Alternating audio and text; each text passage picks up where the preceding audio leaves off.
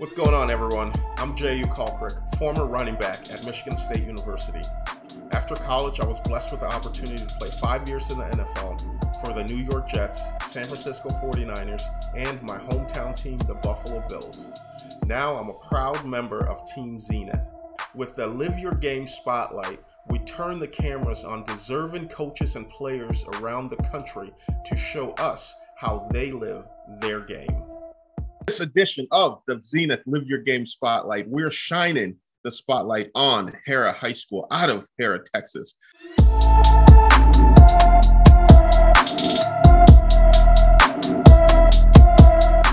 Today, we're joined by head coach Terry Felderhoff, as well as his quarterback, Jaron. First of all, thank you guys for taking the time to, join us for this. We really appreciate it. I'm just going to start off with you, Coach, but just asking, what does being a coach mean to you, and why did you get into coaching? I decided when I was a sophomore in high school that this was what I wanted to do with my life. And that's really early it's hard to believe that 16-year-old kid, making that decision.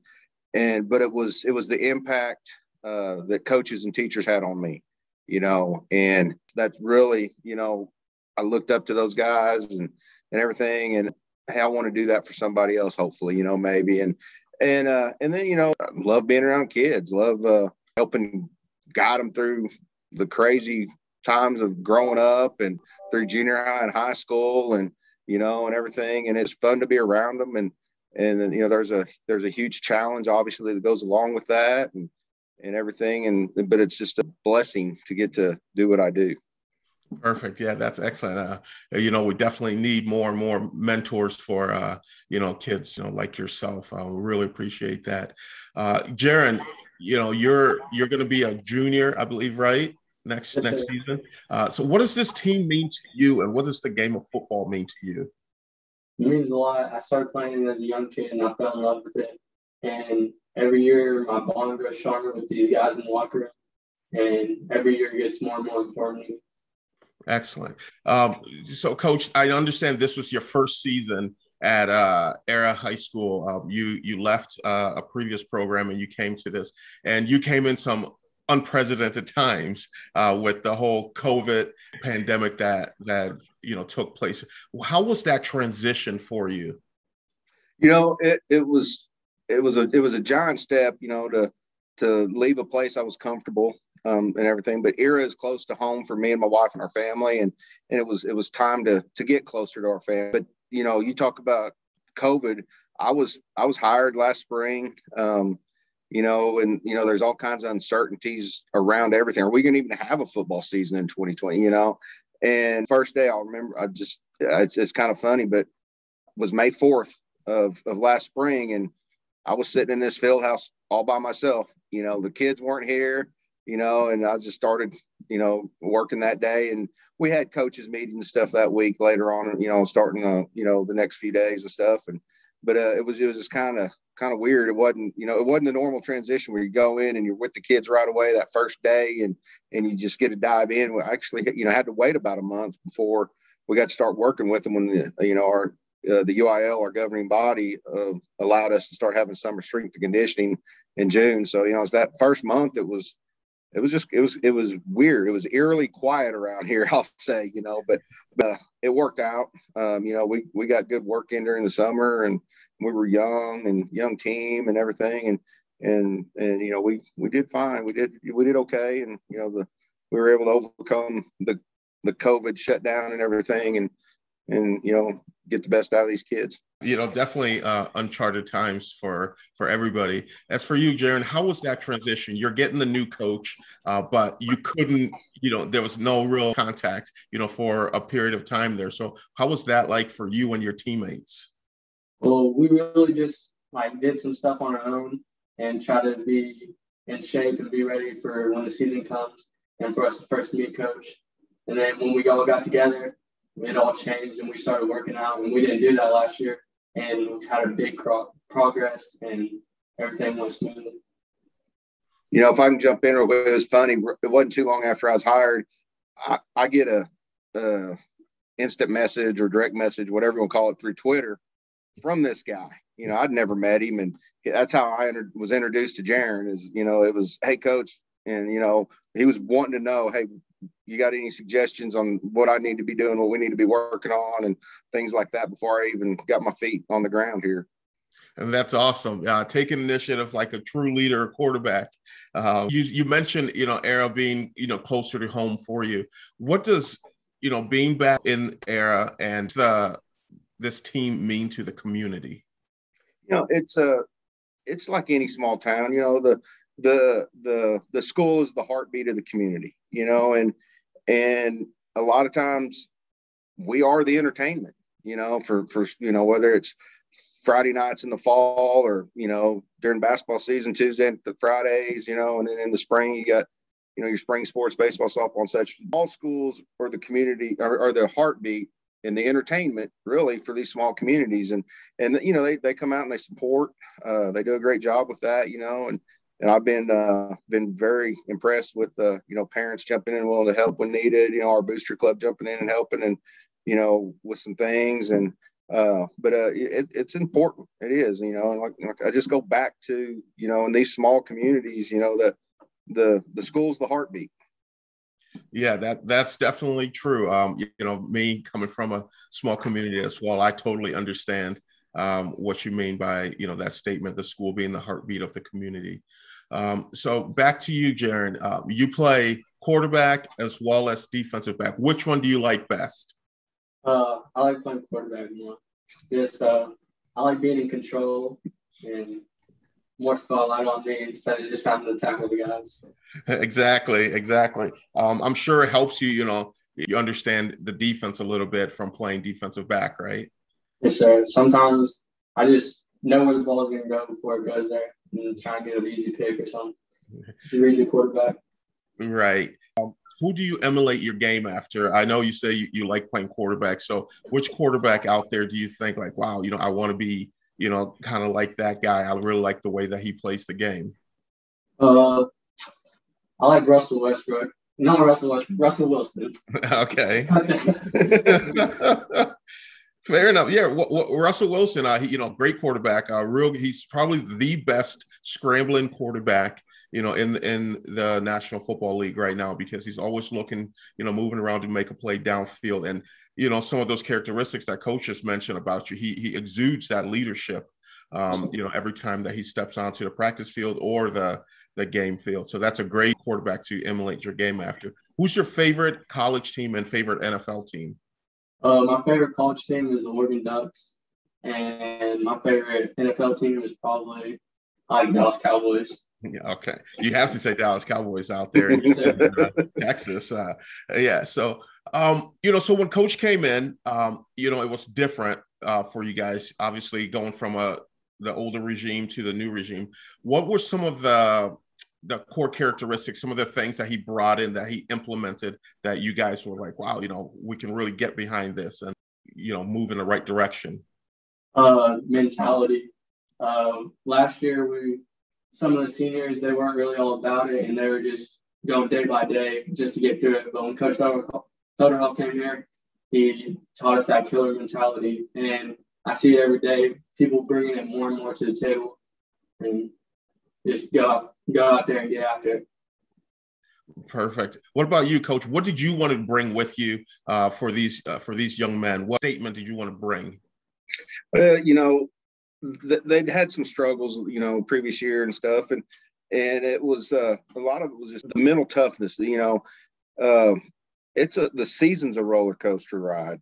Every game is a roller coaster ride. He can probably tell you. I think every game I tell him it's going to be a roller coaster ride. You know, you've got to be able to fight through the lows and get to the highs, and you just got to power through. And mental toughness is huge, and that's one thing that I think he'll tell you too, is that I harp on. I mean, you know, there's things that we're asking them to do now that they don't blink an eye. It's almost like a day off. Whereas several months ago, they looked at me kind of strange, like, really, we're going to do that? You know, now it's like, oh, no big deal, you know. But you know, and it was just a mentality change. Another thing is just holding each other accountable. You know, there's that quote in the Bible or verse in the Bible is Proverbs 27:17 is iron sharpens iron, so one man must sharpen another. And we believe that, you know, it's our job to help sharpen these young men and to become productive citizens and such. And it's also their job to hold each other accountable and help in that too, you know. And it was just a mentality change, you know, hard work and mental toughness can do a lot of things. Right. A lot of the words that you were just saying there, a lot of things stuck out to me, you know, accountability being one of them, the mentality, the roller coaster ride of the game of football itself, you know, much like life is a roller coaster. So through all that and your first season at Era, what are some of the strengths that you saw that you hoping to build upon for this coming up season? You know, record wise and stuff, it was a rough year. You know, if you just look at record and, you know, in game nights, you know, I told people, you know, they were rough. You know, we were such a young team. A lot of these guys that were playing varsity did not, you know, due to lack of numbers in the program, did not have the luxury of playing JV, junior varsity ball. And so they're kind of thrown into the fire early. You know, we were fortunate enough to be able to keep a JV the entire season this year. So that's been fixed. And going forward, I believe, you know, things are going to be better in that area. But it was just that they fought, they understood it's a process. And, you know, to get where we're going is going to take a little while. And they're working, they're fighting.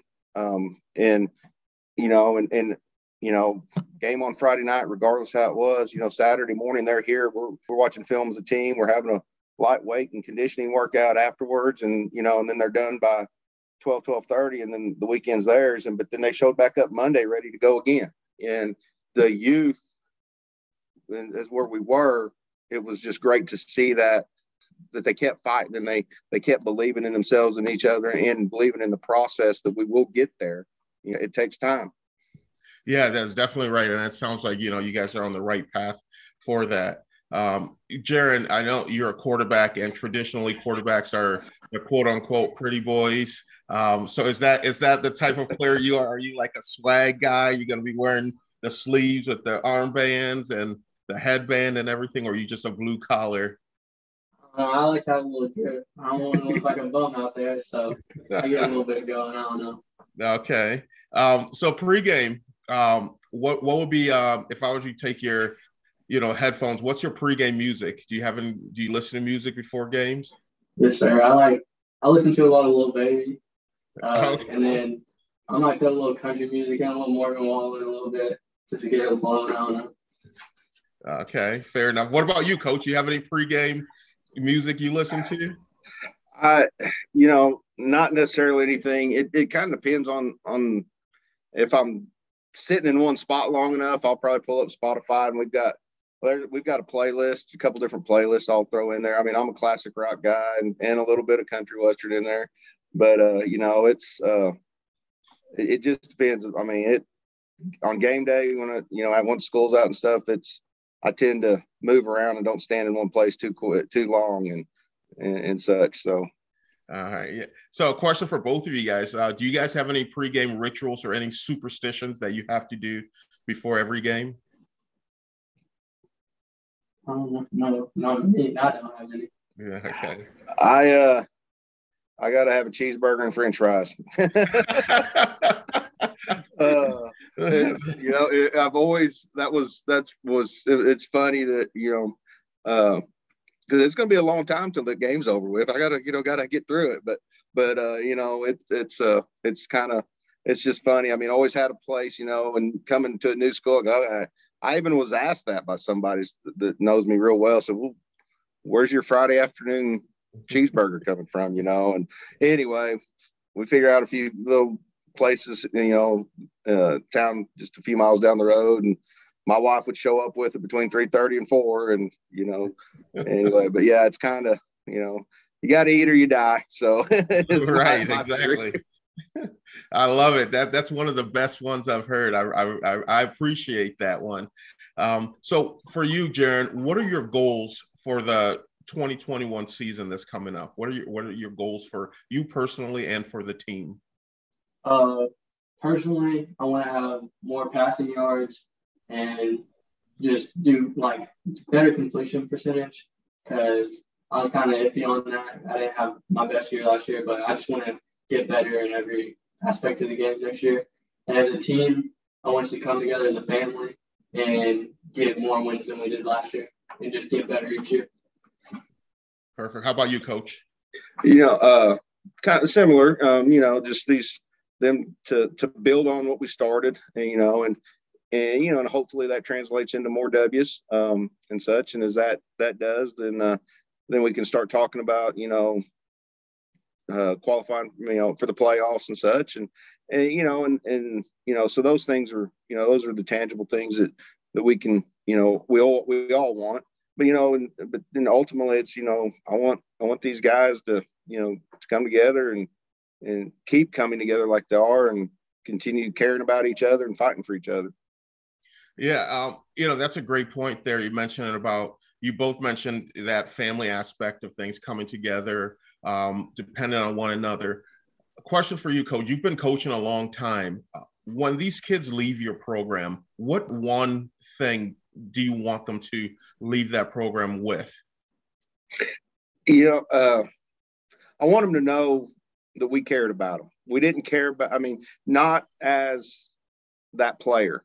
We cared about them as a human being, watching them grow up from the first time they entered the field house as a 7th grader that may be scared to death and not sure what's going on. And then that sometimes happens again their freshman year when they move over into the high school and such. But then you look back and see how they've changed and everything. But when they leave, and I've told kids this, I've been blessed enough to get to coaching at a state championship game. But we can win a state championship, but if you're not a better person when you leave us, then I feel like we failed. And that's the thing. I want them to leave with a mental toughness to handle life. And, ultimately life's the biggest and toughest team game there is. And I just want them to have those skills that they can, draw on and get through anything that may pop up. Yeah, that's exactly, right. That's, what coaches should be going for in life for their kids. And I'm glad to see that. From, talking to you guys, I really have admiration for your program. I love the direction that your program's going in. You're laying the right foundations for these young men to mature within your program there. And from us at Xenith, we understand with you, Coach, there's a lot on your plate, especially coaching football in Texas. There's a lot more than X's and O's that people don't see. We appreciate you taking the time to join us and also being in a partnership with us with Xenith. We want to be able to take, some of that load off you, by the quality of the equipment and product that we put out there for you. Absolutely. No, Xenith's been great. We, at my previous school, I kind of paid attention to them a little bit for about 2 seasons before I ever made that first purchase, and kind of, studied them and initially bought a dozen helmets. And my oldest son was a freshman in high school that year. And it turned out to be great. That's the only helmet the oldest one wore in high school. It's the only helmet my youngest son ever wore from 7 through 12. And I just like the innovation. They forced people to look at protective gear a different way. And as far as helmets go, they forced people to look at, well, let's see if there's something better than to glue padding into a hard shell. And such. And I've been very pleased with them. And I tell every parent, I'm not going to put your kid in something I wouldn't put my own son in. And I seriously mean that. And Xenith's been great. There's no doubt. Awesome. Thank you both for taking the time to join us. We really appreciate it. And good luck this season, and we'll be in touch. All right. Appreciate it.